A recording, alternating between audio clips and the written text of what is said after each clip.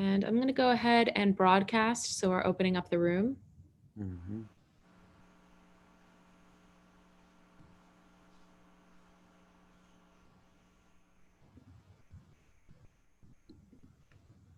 Hello, folks. Welcome.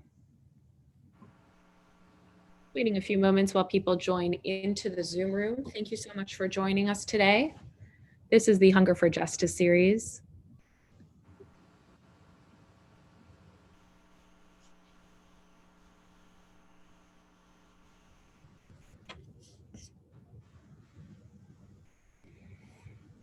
This is episode 30 of the Hunger for Justice series.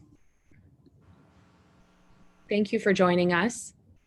It is our pleasure to be working with Masipag, Alfie, Pulumbarit, and Cris Panerio.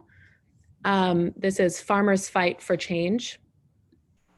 This episode is going to be recorded and uploaded to YouTube for public viewing. We'll also be populating the chat box with some links to support today's speakers, so please look out for that. We'll be taking questions from the audience as usual, so please submit your questions in the Q&A if you are in the Zoom room, and you can put your questions in the chat if you're in the live stream. Growing Culture is a nonprofit organization advancing a culture of farmer autonomy and agroecological innovation. Thank you for joining us today. Now the founder of AGC, Lauren Cardelli.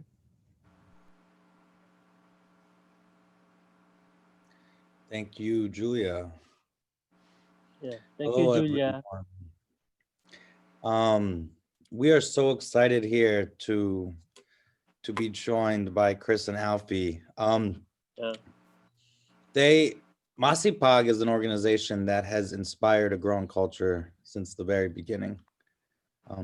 All around the world, Masipag has a reputation for one of the best farmer research support groups out there.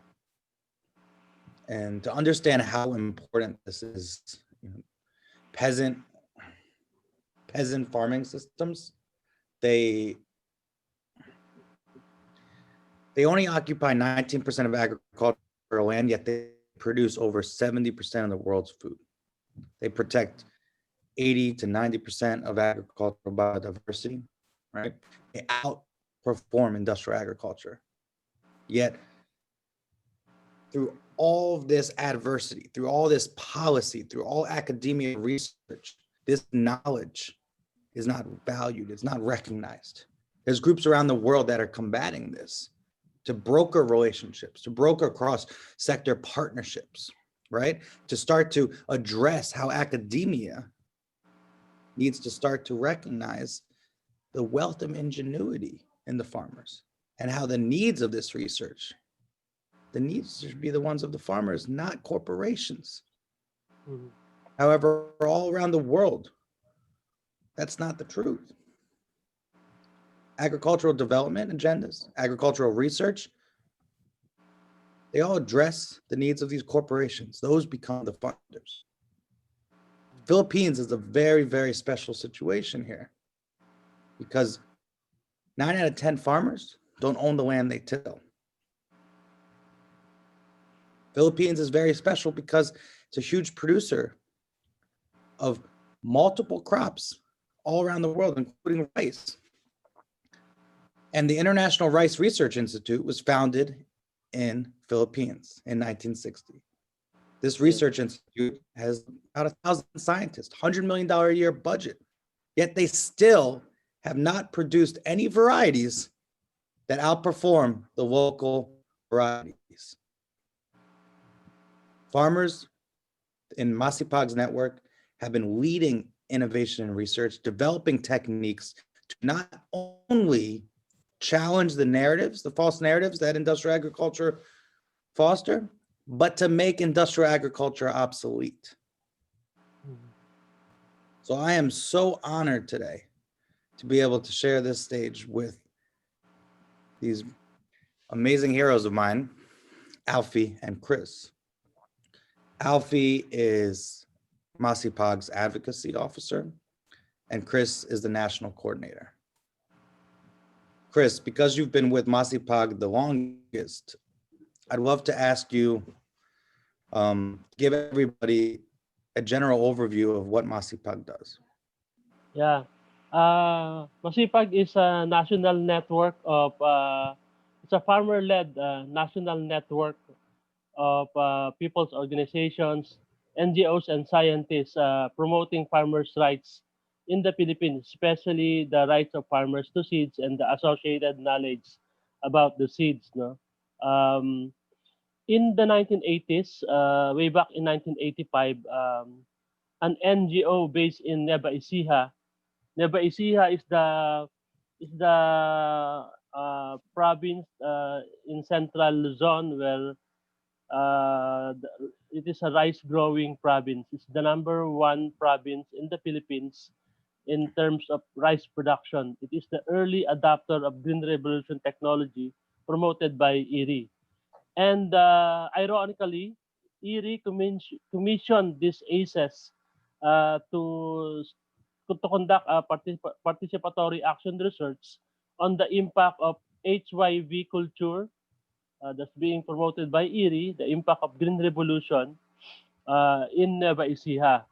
And the result of the research conducted by this NGO in way back in the 1980s resulted in that the farmers, it is true that the Green Revolution technology being promoted by ERI, it is true that there was an increase in rice production in terms of yield, but the farmers become more indebted because they have to buy everything. They have to buy the seeds, they have to buy the chemical inputs, chemical fertilizers, and pesticides. So it has mired more farmers into poverty, promoted hunger, at the same time poisoned the environment. They have lost lots of uncultivated food in that particular, many communities in Nueva Ecija. And the result of that research was rejected by ERI. But this NGO back then, they called themselves Agency for Community Education and Services. They proceeded with the research, and then they found out that all the important rice growing provinces in the Philippines shared the same experience. All rice farmers, there was an increase in rice yield, but then the farmers was mired into poverty, and hunger ensued. Some of the farmers lost their land because they become heavily indebted with the production system being promoted by ERI. So in that time, this participatory action research resulted in a conference, and in that conference, we called it Rice Conference in the Philippines way back in 1985.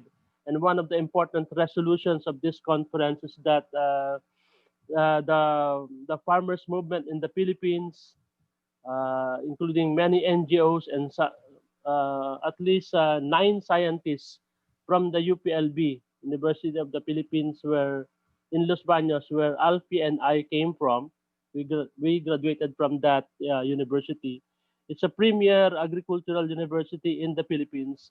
One of the resolutions in that conference, they founded Masipag, that the research in agriculture must be the direction, the objective of the research must be set by farmers and not by scientists who are being paid by agri-transnational corporations. The agenda should be set by farmers. The rice varieties that must be bred must not be dependent on chemical inputs that are being um, developed by agri-transnational corporation.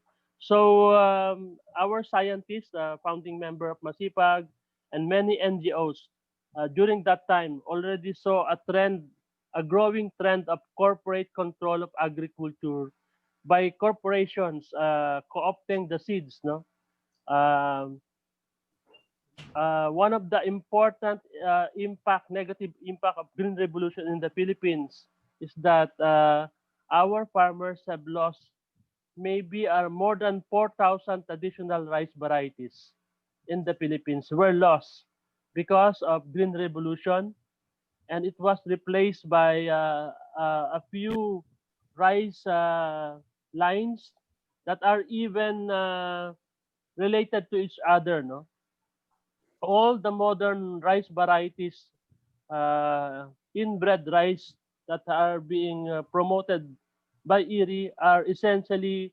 derivatives of IR8. The first, we call it IR8, the miracle rice. No?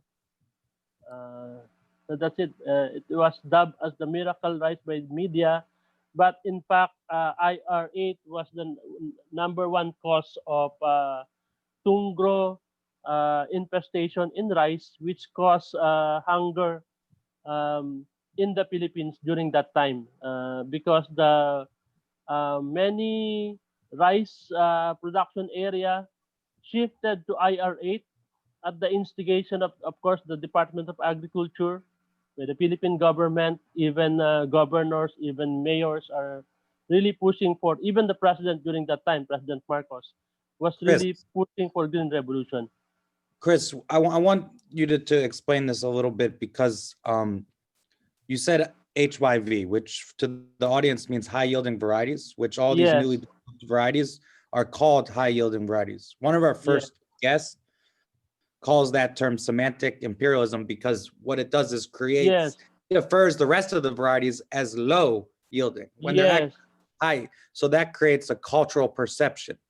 yes. There's a, But yeah, that's true. what I want you to explain is like, how does the government, do they subsidizing the high yielding varieties? How do they help create this cultural perception that leads to the loss of biodiversity? Yes, the rich biodiversity of rice in the Philippines were replaced by these so-called high-yielding varieties. But in fact, it's not. It's a misnomer, no, because it's one of our scientists dubbed is uh, called it not as high-yielding variety but a high-input variety. You have to have you have to use lots of chemical fertilizers at the very start of Green Revolution, because the soil then, no, more than in the 1960s, the soil then, the rice, where the paddies where rice are grown, the soil back then is really very fertile. No? So farmers, they don't have to use many chemical fertilizers. Maybe they just use one bag of chemical fertilizer per hectare. But now in Nueva Ecija, the first adopter of Green Revolution, they have to use more than 10 bags of chemical fertilizers, and then they have to apply pesticides, no? Because the use of chemical fertilizers, they make the rice plant to be soft, to be succulent, and they will be attacked by pests. So you have to again apply pesticides. No, when the Erie scientists called it high yielding varieties, it's as if all the traditional varieties that the farmers had during that time are low yielder, but that's not true. No, we have talked to many farmers from that area, because we have so many farmers organizations in that area that are now with Masipag, and they're saying that some of our varieties, Philippine traditional varieties, can perform as good as these so-called high-yielding varieties of Iru without the use of chemical fertilizers, chemical pesticides. And in the study that we have conducted in 2008, no, we started Masipag way back in 1985, and in 2008, our main funder, Mr. Rio, supported the study of the impact of Masipag. And in that study, uh, the yield of Masipag rice, no, uh, is very much comparable to these so-called high-yielding varieties of Erie. But the production system of our farmers, they don't use chemical inputs, uh, and we just use the Masipag varieties or Masipag rice that were bred by farmers using Philippine traditional varieties. The yield is just the same, but in terms of income, no, it is statistically significant that the yield of our varieties is the income that the farmers derive from organic rice production using Masipag seeds is significantly higher compared to their conventional counterparts. So the income is infinitely better. In that study, it not only compared the yield and the income, but the perception of farmers. No, Masipag farmers in that study, they said that because they are no longer exposed to pesticides, chemical fertilizers. They are saying, and they are eating uncontaminated food, uncontaminated with pesticides. They are saying that they are healthier. They have diverse diet. They eat more fruits. They eat more vegetables, and they perceive the future as bright, as they look at the future as better, no, compared to their conventional counterparts. They are healthier, and their sense of dignity is very high because they are not destroying the environment. They are the true stewards of the earth, no? As the Bible says, that the farmers should be the stewards of the earth. And because they are organic farmers, they view themselves as the real stewards of the earth, guarding, protecting the seeds, protecting the soil for the next generation of farmers, for the present and the next generation of farmers. Thank you, Chris. Alfie, I'm curious to you, like your perception, what what is the outreach of government or policy? Is it subsidization? Is it handing out seeds? Like, how does the government support the dissemination of industrial agriculture into the communities? And what are you doing to combat that? Yeah, I think that started during what Kuya Chris has said, no, from during the introduction of the Green Revolution of Erie during the 1960s. So basically, from seeds that are in the hands of the farmers, um, bit by bit, it became being monopolized by the corporations, no, from sustainability to surplus production for profit. So basically, seed is now being seen as a commodity, no? So it's commodified. So from commons to seeds as a private property. So basically, there was this I don't what's the term, maybe connivance, no, from Erie, and by then President Marcos to promote the widespread adoption of the Green Revolution. We call it Masagana 99. So it means a bountiful harvest because the promise then was to increase the rice production to 99 kavans or sacks per hectare. So just to facilitate the adoption of the high yielding varieties, or what Kuya Chris has said is high input varieties, um, the government created or facilitated loans to farmers so that if they will be adopting these varieties, they will be needing inputs which they would have to buy. For example, fertilizers and pesticides, which are being peddled by the corporations. So basically, bit by bit, the culture of the farmers wherein they are doing collective work have been more individualized, and this new scheme of Green Revolution actually um, help in the disempowerment, no, of the farmers, and where they became no choice passive recipients. So actually, apart from the changing of the seeds of the farmers, it is the unity, no, of the farmers and their central role in agriculture that really affected with this green revolution. And actually, now, um, with the corporations are heavily entrenched in every agricultural systems, no, especially in the Philippines. Worldwide, billions of dollars are being siphoned from the farmers, no, with regards to seeds, pesticides, and basically up until now, the government is the framework of the government is still with the conventional agriculture. And if there are, for example, just recently, with the impact of COVID-19, um, big institutions like Bayer and Syngenta have been riding on, piggybacking on the program of the government, wherein they are giving hybrid seeds and even GM seeds as a uh, like a donation, no, to help, supposedly to help the farmers tied up with regarding to the problems of the COVID-19 pandemic. So basically, there is this connivance from the government and from the corporations to really peddle the products of the corporations, which are up until now affecting our farmers.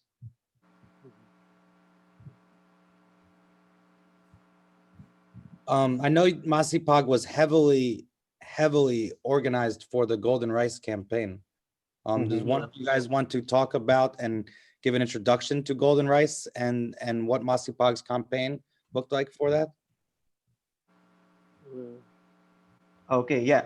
Masipag has been well, actually it didn't started from Golden Rice, no. It started from basically the introduction of BB rice, bacterial blight rice, by Erie during the early 90s, no.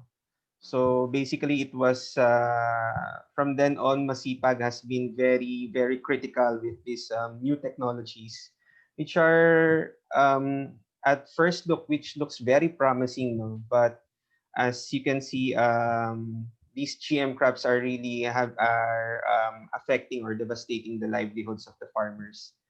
So from then on, Masipag has been very critical because GM crops are basically privately owned by the corporations, and sadly, no, after so many campaigns here in the Philippines was one, or I think is the first country in Asia to adopt the GM technology, which is BT corn at around 2003. And now, big institutions like Erie, the local institution like Phil Rice, and corporations such as Syngenta and Bill and Melinda Gates Foundation are now turning into simplistic band-aid solutions to solve hunger and malnutrition, such as vitamin A deficiency. So they are harping on golden rice, no, to answer this vitamin A deficiency, which is very, for example, in a tropical country like the Philippines, which is very rich, no, in food such as green leafy vegetables and other crops that are high in beta carotene. They are peddling this new crop, no, as a savior to kids and even women uh, who are pregnant or going or having a child. No? It's sadly, no, last year, December 10, on Human Rights Day 2019, the Department of Agriculture has approved the direct use for food, feed, and processing of golden rice. So it's basically surpassed, no, the regulation for GM crop, no, because they are saying that the golden rice is safe to eat, no, and that we are very much cautious, no, and very critical with this decision of the Department of Agriculture, because we think that golden rice would be an opener crop, no, for more GM crops that would possibly flood the rice industry. No, for example, in Asia, um, rice is life, no, for Asian people. We always joke, no, that um, any food that without rice is considered a snack, no? So we eat rice in the morning, at the noontime, and the afternoon, even midnight. No? So basically, rice is a very big industry, and corporations are really itching their hands to grab on this huge market, no. But yeah, and I think here comes Masipag, and not only Masipag, no, but all of the farmers, specifically in Asia, the small farmers, would really need to unite and to organize themselves, because we are trying to challenge. We call them the Fat Four, no.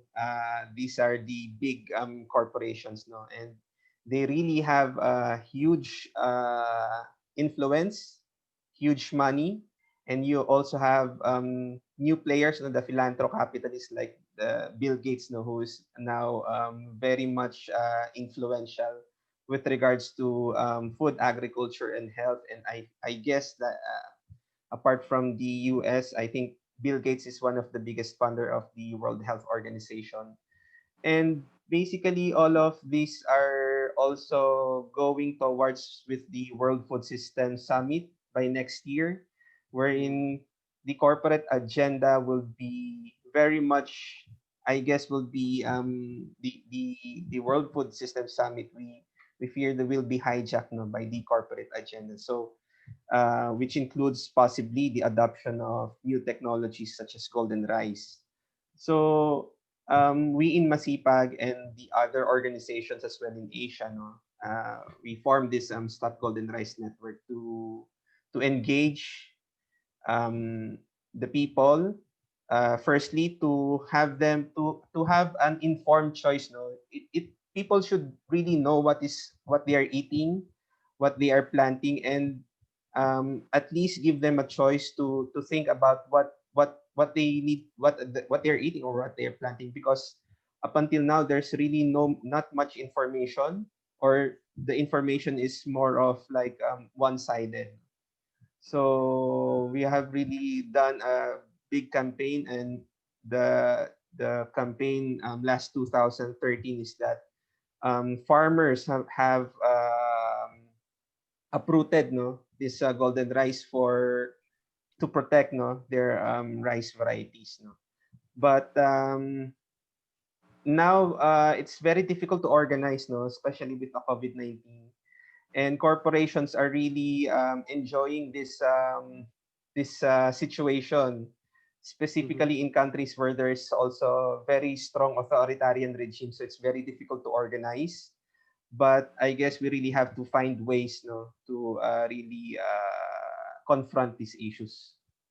Yeah. Cris, Yeah. I want to give the audience an opportunity to understand about the research on the ground. Would you be able to share some of the innovations or the models that Masipag has helped develop on the ground to support farmers in their transition to organic or to advance Yeah. agriculture? First first thing is to really to change the seed. If they are rice farmer, they have to change the seed, because Erie rice varieties uh, are bred to become dependent on chemical inputs. They have to change the seeds. So that was our strategy. What Masipag did was to collect traditional rice varieties. Although we have lost most of the varieties that we have, but at least we have recovered more than 700 traditional varieties of rice, and then we bred them. Uh, at first, it's a participatory manner in which farmers are participating in the breeding of rice with Masipag, with our staff. But now we call it farmer-led breeding, because the farmers are the ones who are really doing the breeding, setting the objectives, and choosing the parental materials that they're going to use. One important innovation of Masipag to bring back the varietal diversity in rice in many rice communities in the country is the trial farm process. No, we call it trial farm. Wherein 20, 20 traditional varieties. Each farmers organization will be given uh, at least 50 varieties of rice. And in that 50 varieties, 20 would be traditional varieties, 20 would be, another 20 would be Masipag rice, and then 10 will be farmer bred rice. In that innovation, farmers were able to select at least a minimum of 10 varieties that they can mass produce. So we were able to bring back diversity in rice, varietal diversity in rice in many communities that are involved with Masipag. And of course, it is grown organically, so they don't have to buy expensive chemical inputs. We taught the farmers how to process organic fertilizers from composting. Um, of course, after harvesting, they use the rice straw. They just distribute the rice straw in the field, let it decompose, add manure, and then we also taught them Korean nature farming technologies, the use of golden snails. No, this is not an endemic; it's an exotic snail introduced way back during the martial law years as a source of protein, but it became a rice pest. We taught them they can collect this rice, this is golden apple snails, crush them, and then add some molasses or brown sugar, and then they can ferment it, and use it as foliar fertilizer. And this, of course, green manuring is also important strategy. Once they are already organic with their rice production, then it's an easier for them to shift to diversified integrated farming system. They can add component into the rice production. For example, increase the number of animals that they are raising, feed the hogs or the chickens with rice bran, which is a byproduct of rice milling. Of course, the manure, they gather the manure, compost them, or bring them in the field, so it becomes a fertilizer. So they have what we call rice-based diversification and integration farming system, and they earn more, and they are able to adapt to the changing climate. Um, and of course they have diverse and safe diet from their organic production, and their diverse production of many products in the rice area. It's the same with corn, no? The same with corn, because we have moved on not only in rice but also with corn. It's not as successful as our rice program, but it's gaining momentum because the problem of GM corn has now arose. No, the many of our corn growing areas are now destroyed because of so much use of glyphosate, which destroys the soil. It erodes the soil. The topsoil is gone because all other plant life is destroyed when farmers use glyphosate or Roundup herbicide. So it has promoted erosion, and right now many farmers, in fact, some of our farmers are GM corn farmers who shifted to corn-based diversified integrated farming system.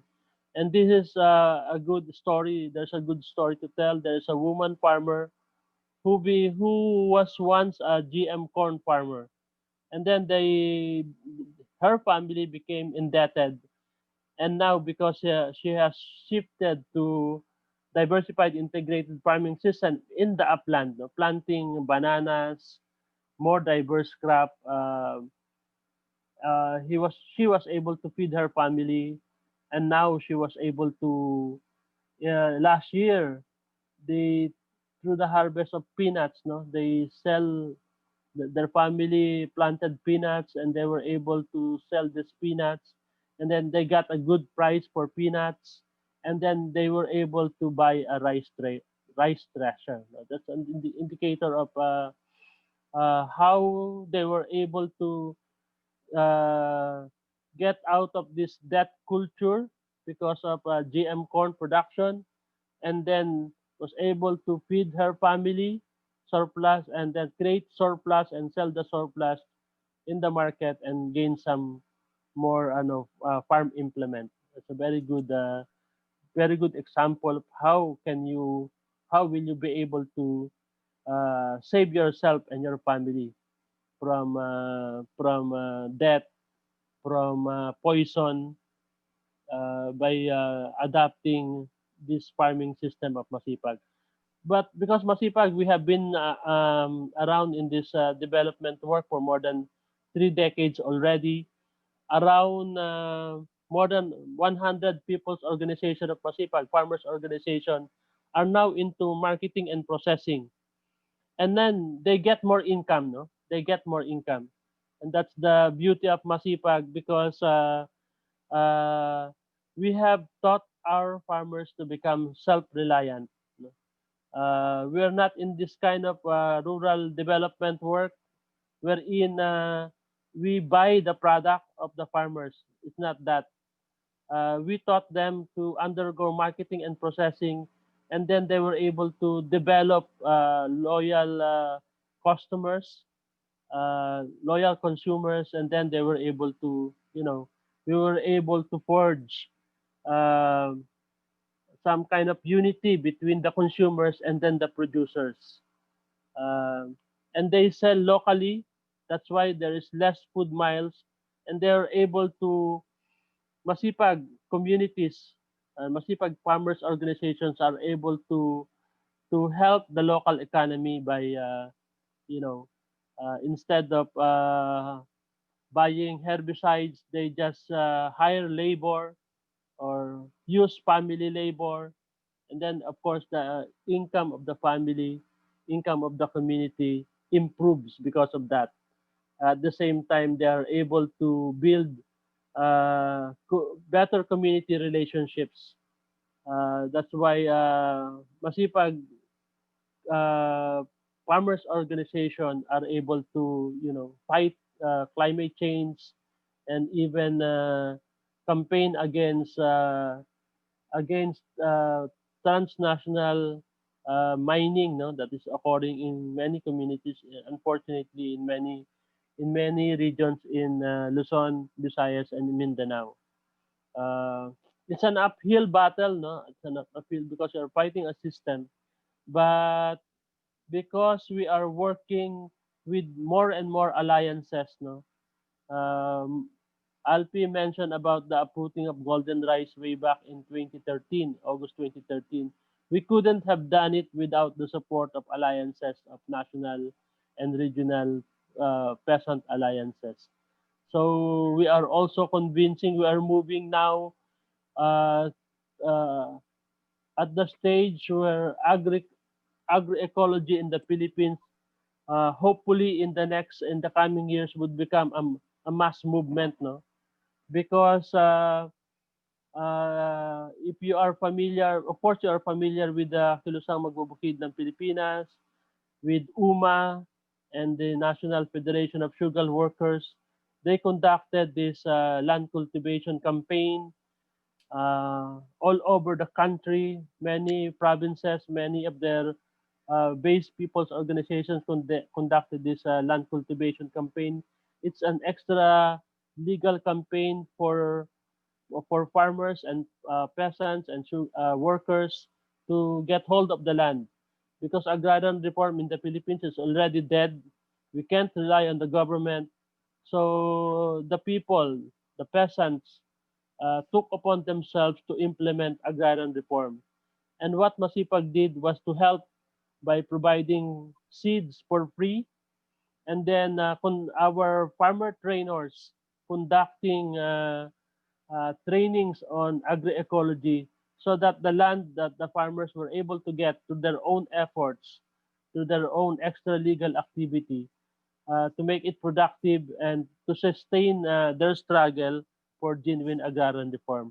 So we are hoping that the Masipag program will become support services to the likes of KMP, UMA, and National Federation of Sugar Workers as a important contribution to the promotion of genuine agrarian reform in the Philippines. It's consistent because agrarian reform beneficiaries, they don't have enough capital to make their land productive. But the Masipag way of farming, way of agriculture, you don't need much capital. You only need bayanihan, helping each other collectively. We provide seeds, and then they can mass produce these seeds. And some of the Bongkalan areas, they have already surplus production, and they are in the last in the during the lockdowns, they were able to sell their products in their what KNP dubbed as or called as bagsakan, providing food for urban communities in urban areas in Metro Manila. So that's Mm. what we did. No? So Thank you. Masipag, it's a national network, but we work with alliances. And it's really important that you work with the alliances because everybody has a different focus and there's Yes. so much struggle. The Mhm. spheres of struggle are not just technical, they're not Mhm. just political, they're social and economic as well. And Mhm. it's really the infrastructure for the peasant movement in the Philippines is incredible. It's Yeah. absolutely inspiring how all these groups work together so that they can do what they do best. Masipag provides a lot of technical support so that KMP Mhm. doesn't have to, right? Yes. Alfie, you're the, I don't want to say the obvious, but you're the younger generation coming in to Masipag. I love to I'd love to hear what your vision is for the future and what you want to bring to the table to the work that Masipag does. Yeah. I think one of the challenges of the youth for today is that, and even maybe for the people now. Well, for example, here in the Philippines, because of agriculture and farming is a very precarious job. It's like you're betting if you're going to have a good harvest. Like tomorrow or maybe on Monday, there will be a very strong typhoon that will be coming to the Philippines, and then another one will be hitting the country again. So farmers are really scrambling, to dry their produce. And if they weren't able to save their products, that will be another uh, the debt cycle will be continuing. No? So um, basically, the youth and the younger generations are not turning to farming, no? So they are looking for other jobs outside of agriculture. And here in the Philippines, the average age of the farmers are around 57 years old. No, so imagine that. No, a lot of our farmers are really getting old, and a lot of the population of the Philippines, especially the young, are going overseas. No, so to look for more decent jobs. And I think one of the challenges also with the generation is that, similar with the farmers, know that they are disempowered, no, even if they want to join or to talk about things, the disempowerment that has been created by the education, by the system, no, it's stopping them or preventing them to unite, no, and to talk their democratic rights, no. So I think those are the challenges. And then you have this um, the corporations are really doing a lot, no, to silence, no, these voices. So uh, in a way, the future is a bit bleak, no, but I think the hope is that um, which I saw in Masipag, no, um, You know, what differentiates Masipag, like one scientist and said, no, is that Masipag started, or its foundation is started from organizations and from the farmers. No? It is their determination, no, to be self-reliant, to rely on each other's capacities. Like when Masipag started, there's not much fund. The farmers contributed 1 peso each, no, to go with the to have a rice collection, no, and this seriousness from the farmers has convinced the scientists and the NGOs to help them, no. And I think it is this hope, no, that the farmers have been showing, which gives the younger generation to pursue agriculture. And I think what Kuya Cris has said, that agroecology is a very promising solution, but basically it should be led by the farmers, no?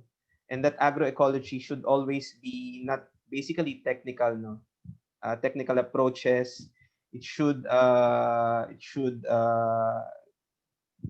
be economical. It should be liberating. It should free farmers, no, from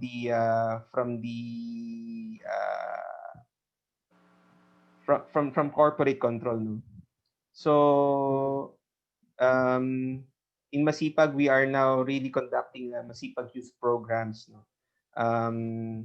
And a lot of the young people are now, well, not a lot, no, but um,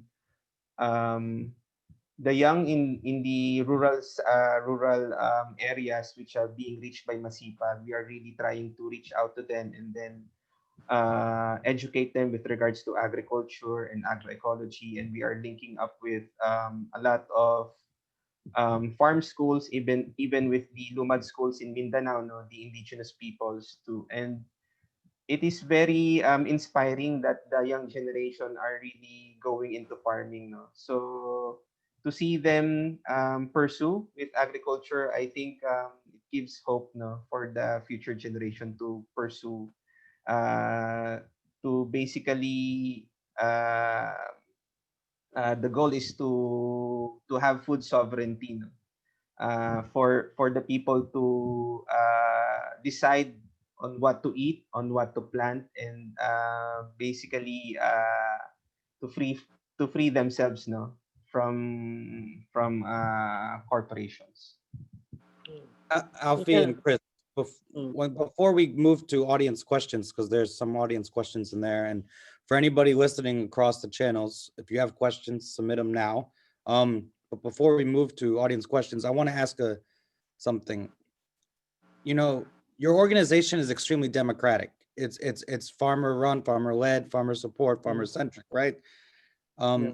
How do you maintain the democratic process within that? When you're working with so many farmers, how do you handle dispute? What kind of mechanisms have you created from a grassroots organizing model to actually make sure that all of these voices can be heard and that you're working to build solidarity and not divisiveness? Yeah. We like to call ourselves as a learning and visioning organization. All the programs that we have evolved, including the organizational development program, including the marketing and processing program, all we have thought about it in in a dialogue with the farmers. We started with the needs and problems of the farmers. Um, when we say farmer led, it's not just it's a process at the same time an end goal. No? But in the structure of Masipag, we have the board of trustees. We have 9 members of the board of trustees. 5 of them are farmers. The chairman is a farmer. Um, all the NGOs that are NGO members, because there are two NGO members of that are in the board.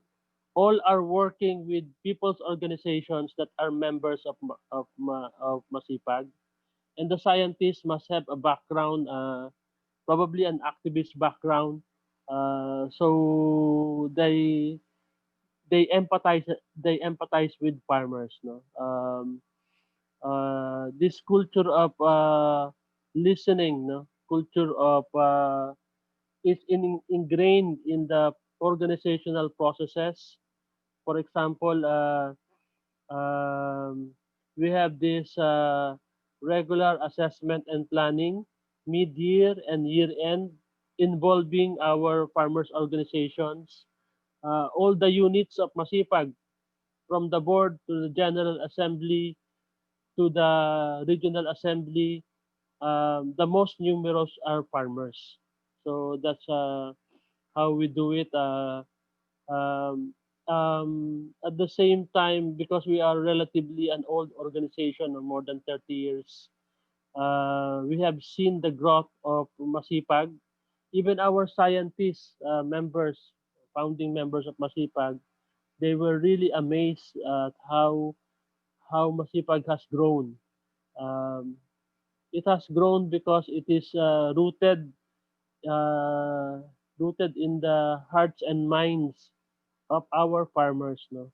Um, because of the Philippines is a very diverse country politically, but at the end of the day, we always the decisions that we make, we always ask ourselves, is this for the good of the farmers?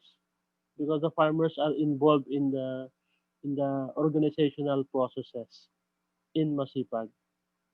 The, um, that's also ingrained in our, you know, farmer led is one of the important principle of Masipag. Also farmer to farmer transfer of knowledge, uh, one of the important principle of Masipag. Farmer scientists, that's also an important principle. And then the bottom-up process, bottom-up process of decision making and planning. Bottom, meaning to say, from the farmers, from the people's organization. Um, uh, uh, that's one important culture that was developed in Masipag. Um, and in Masipag, we don't discriminate farmers who are still into conventional farming, no. Yeah. We resolve that in a dialogue process, no. Um, it's resolved in the meetings of the people's organization, and in the above that is what we call the provincial consultative bodies, wherein representatives from the people's organization, from the scientist group, from the NGOs can come together regularly, no, every quarter or maybe every other month, and then they can thrash out all the problems and help in implementing the Masipag program in that particular province. So that's the process of Masipag. Thank you. Thank you, Chris. I mean, I know that we all know in our work, terms like farmer-led, participatory get used by a Mm, lot of organizations and yeah. and Mm, entities, and they shouldn't be used. Masipag is one of those organizations that deserves to use that and has been kind of a yeah. moral compass for the rest of the world. So thank you so much. Mm. Thank you. Can we move to community questions now? All right, let's see what people have to ask from around the world. Would your opinion of GM crops change if the technologies were commonly owned and not held by multinational corporations? Mm. That question is ano ba yung tawag doon? Theoretical. um, because in the real world it doesn't happen, no. Now there is really growing control of seed and farming technologies by transnational corporations. And because of the experience of Masipag, We have always viewed that because of climate change, because of the devastation created by the not only by GM crops but by conventional industrial agriculture. From the very beginning, the soil is destroyed. Our environment is no longer as it used to be. I think even if the technologies behind these GM crops are controlled by common people, which is very it's not possible. No? It's not the real thing. No? We would still be pursuing agroecology because from my opinion, from the more than 30 years of experience of Masipag, we have seen how farmers have improved their economic condition, their dignity, their self-esteem Mhm. through agroecology. No? Farmer to farmer transfer of knowledge. Farmers become more, their self-esteem is very high. Their self-worth is very high compared to conventional farmers who are in debt, who are destroying the environment. Because our farmers, they have observed, they feel it.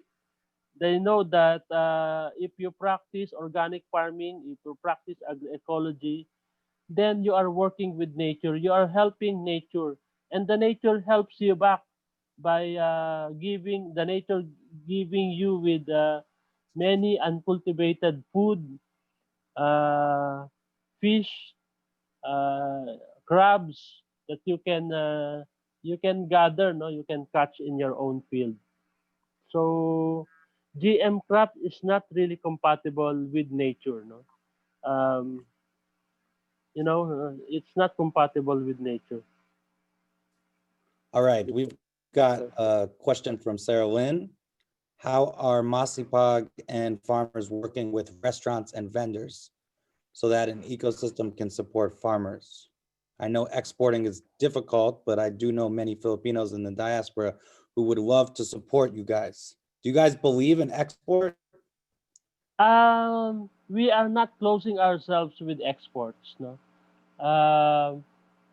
Um, but for rice, we have discussions. We have deep discussion in Masipag about us exporting rice. But we said that our main goal is food security of the family, and next is the food security of the community.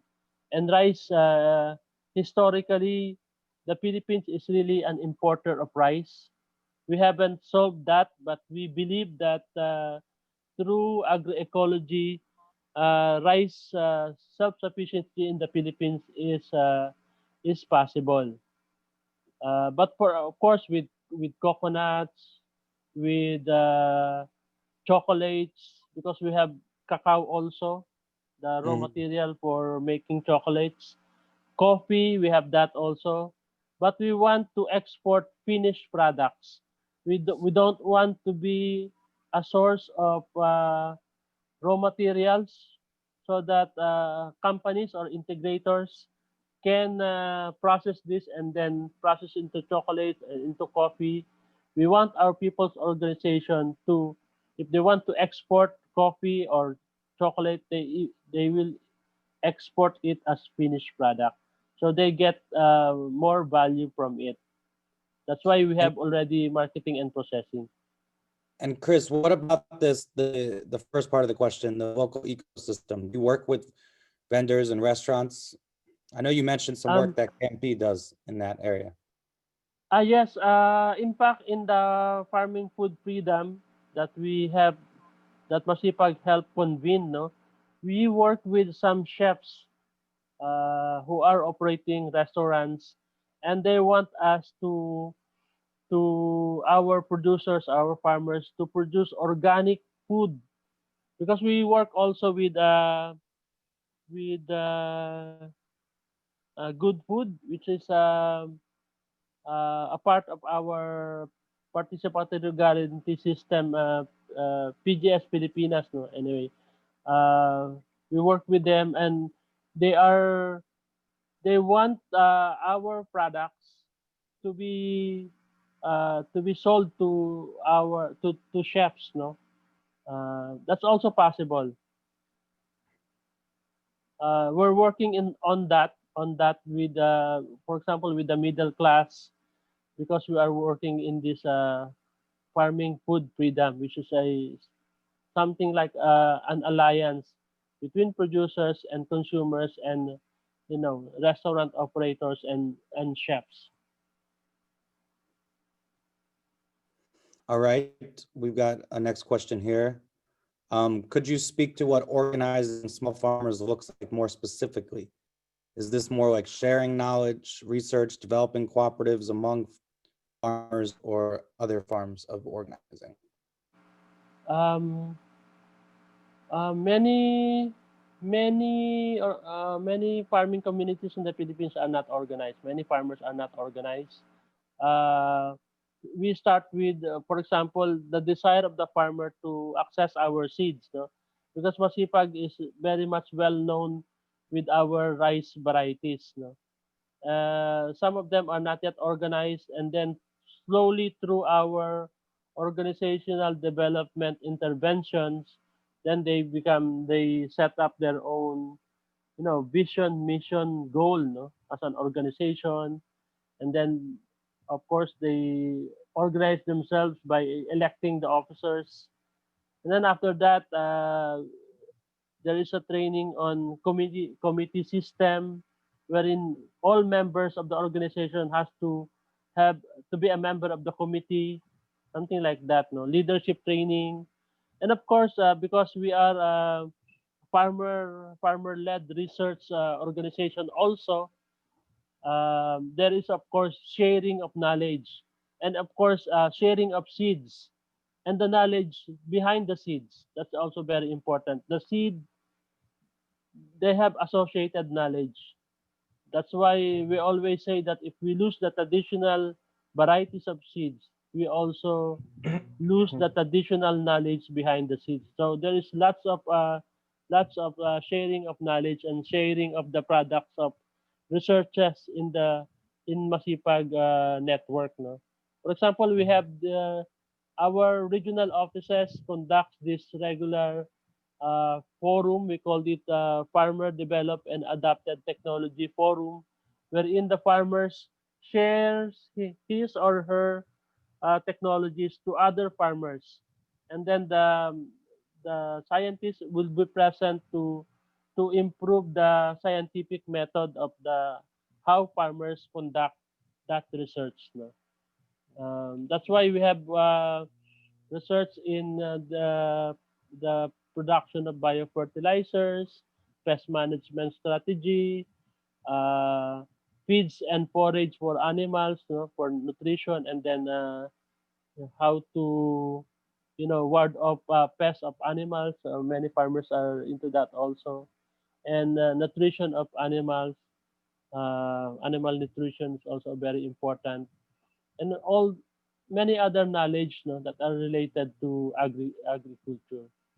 Mm. And right now we haven't we sometimes we work with cooperatives, but in the Philippines cooperatives is almost synonymous to they are just conduit for conventional products in the Philippines. That's why we want to reorient cooperatives also.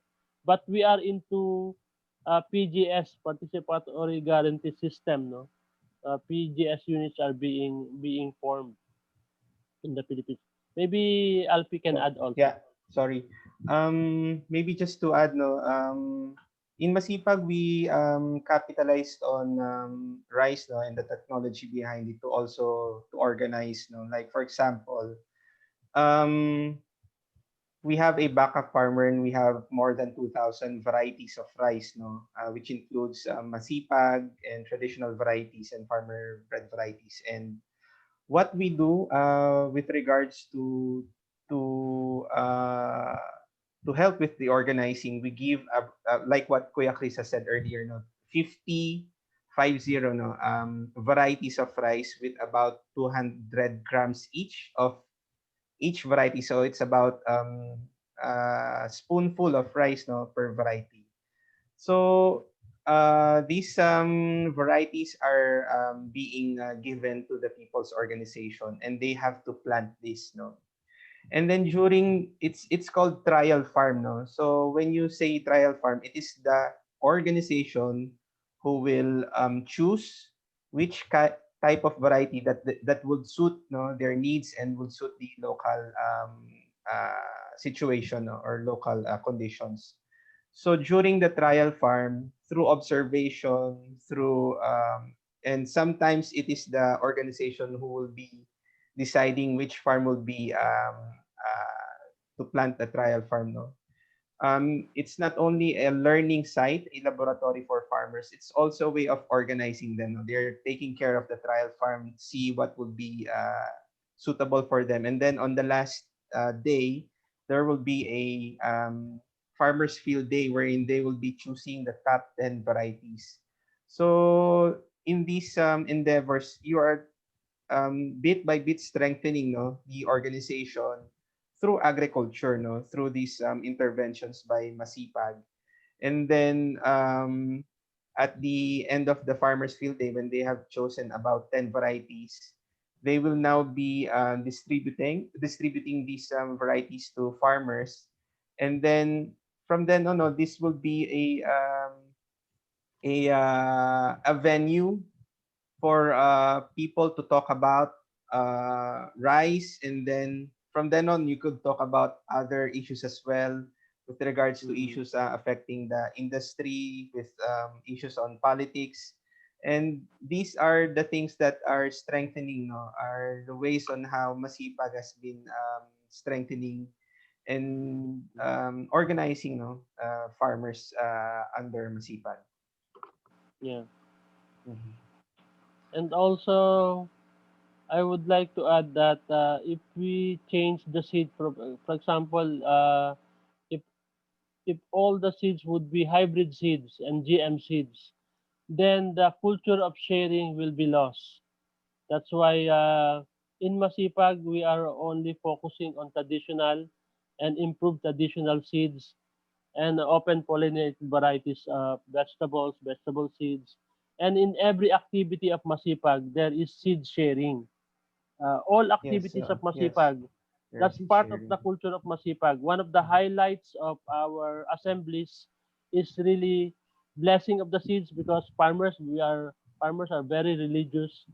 They pray over the seeds, and then after singing religious songs and the blessing of the seeds, and then there would be seed sharing. No?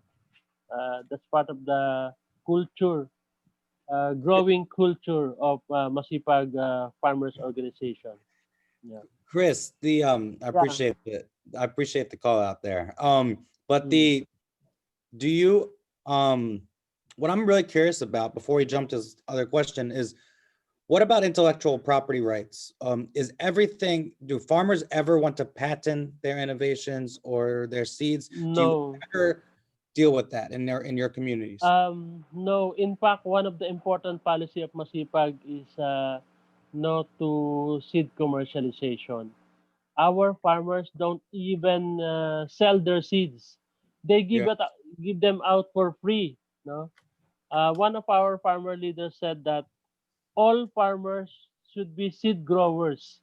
They Mm-hmm. don't have to be, a select group of farmers seed growing, and then these farmers would sell seeds to other farmers. So it's a free sharing of seeds. That's one of the important culture of Masipag. It's happening. It's happening even during aftermath of typhoons, aftermath of devastation. We always collect seeds from other farmers who have not been affected by these natural disasters, and then they give seeds freely to other farmers. It's in the provincial level, they help each other. So the culture of helping and sharing is very much ingrained in the value system of Masipag. Yeah. Awesome. Thank you, Chris. That has been a general theme through all Mm. of our broadcasts. All the groups we Mm. work with believe that you can sell your product, not your seed. Yes. The revolution might not be televised, but it will be open source, right? So Yes. let's go to this last question. Here is, I don't know if I'm Adlay. pronouncing this right. Ally. Is ally being grown and stewarded? Adlay. Yeah. Yeah. It's in English it's job steers. Mhm. It's like similar to Adlay is like similar to millet. In fact, you can Google it as Adlay. Yes, we have grown Adlay. In fact, Masipag helped the Masipag was the one who popularized Adlay as an alternative to rice and corn. It's very nutritious, very low in glycemic index. Um, yes, it came from a tribal community in Mindanao, the Tiboli, and we were able to retrieve it, no? And of course, when we get seeds from tribal communities, we always explain to them that we are not going to commercialize this. We're not going to get profit from this. That's why, and these tribal communities appreciates what we are doing. And then, of course, Adlai came from them, and then we have popularized it. In fact, in one news item in a local paper published by an NGO in Masbate, they said that Adlai helped in ensuring the food security of that province because it's very much prone to typhoons. Masbate is located in very near very near Bicol, no? In Bicol. And Adlai is also very good in soil that is heavily degraded because it grows in an area that's not so fertile, no? And it produces lots of biomass which you can incorporate later in the soil. So That's why Adlai is a very important feeds for many animals, for chickens, for pigs, but also good for human consumption. Alfie, is ally only a snack or can it be part of the meal too? Yeah, It could be a part of a meal. Okay, yeah, so it's the Yeah, exceptional rule. All right. especially in Well, the indigenous peoples, no, like for example in Mindanao. Actually, one of the stories, no, they really survived during the droughts using adlai. mm, So if you ever have the opportunity to come to the Philippines, I think you must try, no, adlai. yeah. There's please. even no, like popcorn, pop adlay. Yeah. There's Mm-hmm. Oh, even adlay wine. Yeah. well, I'll come for that. Um, Mhm. awesome. I want to let everybody know who's listening and who's gonna tune in on our YouTube channel. Follow Masipag now, right? Go to masipag.org, follow them on Facebook, follow them on Twitter. Alfie's gonna be starting a Snapchat soon. Um, and sign the petition, y'all. Keep GMOs out of Philippines. Come on, sign it, share it, spread the word. I want to really thank you guys because this has been just a wonderful journey to Yeah. get to know Masipag more over the years. I know we partnered on a Vietnam project some years ago as well, Alfie. Mhm. It's been great getting to know Cris over here. Yeah. We got a lot of articles that we're going to be sharing soon. And I really want to emphasize to everybody in the food sovereignty movement who wants to be in the food sovereignty movement and is new to it, Masipag is really an inspiration. The work that they do is incredible. And on that, I would like to ask a closing question to both of you. So keep it brief if possible. Mhm. What is your vision for food sovereignty? For me, farmers controlling seed and agriculture. That's my vision. No? Agroecology can help mitigate climate change. It's the way to go. It's our that will be our, if agriculture will not, agroecology will not be our food future, then we don't have any future. Well, for me, if farmers would have take back their control with their resources, no, not only with seeds but with their knowledge, they really have to get it back because that was erased from them by the Green Revolution. They have to have their land, no, because even if you have efforts with regards to agroecology, if people and the farmers do not own their land, then it will be really impossible to achieve food sovereignty. And the last will be farmers should be at the center of every program in agriculture. And I think that's the most important thing. You really have to recognize their rights over these resources, recognize their knowledge, recognize their contribution. And if we are going to do all of this, then I think we could achieve or at least contribute to food sovereignty. Thank you, guys. I mean, this is really interesting to me because we talked a lot about the disempowerment of farmers. We talked about dignity and cultivating self-esteem, and how important farmer centering is, right? That's, we use the term peasant because it acknowledges the complexity and historical context of the injustice to the ones who grow our food, right? While centering the very population who outproduces industrial ag. Smallholders, fisher folk, family farmers, pastoralists, indigenous produce more food than our industrial system, right? And food sovereignty is about power. It's about these communities have been taken, their power has been stripped from them. They've been dehumanized and objectified for thousands of years. And it's really hard for folk in the United States or out in the Western world, people who have never had to fight for their land, people who have never been kidnapped from their land, who have never not been in control. It's hard for them to understand what food sovereignty means. They can organize for pollution, even though it might be abstract. They can understand the need to protect oceans or to build soil, but it's hard to see that everything they have ever purchased, everything they have ever consumed and eaten, everything they have ever benefited from, right, has been subsidized by the exploitation of others. Our food becomes bitter, our possessions become painful memories, and our privilege becomes guilt. So everyone listening around the world, lean in. Lean in if you're upset or triggered. Lean in and recognize that we live in a food system that oppresses the very ones who grow our food rather than nurturing them.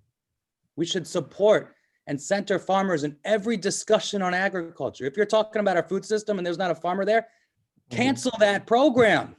Don't go. If the article doesn't feature farmers' voices, don't read it. This is what our job is to support and stand with amazing peasant farmers all over the world, the community that produces our food.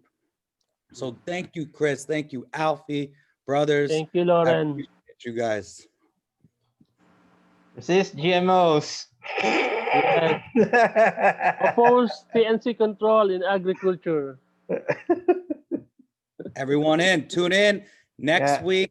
Watch all of our broadcasts. Every Friday, we give up our platform to peasant groups around the world to share the truth about our food system. We are not part of the food chain. We are food chained. Thank you guys. Much. Alfie and Cris, we will be in touch. Thank you so much for those beautiful words and visions today.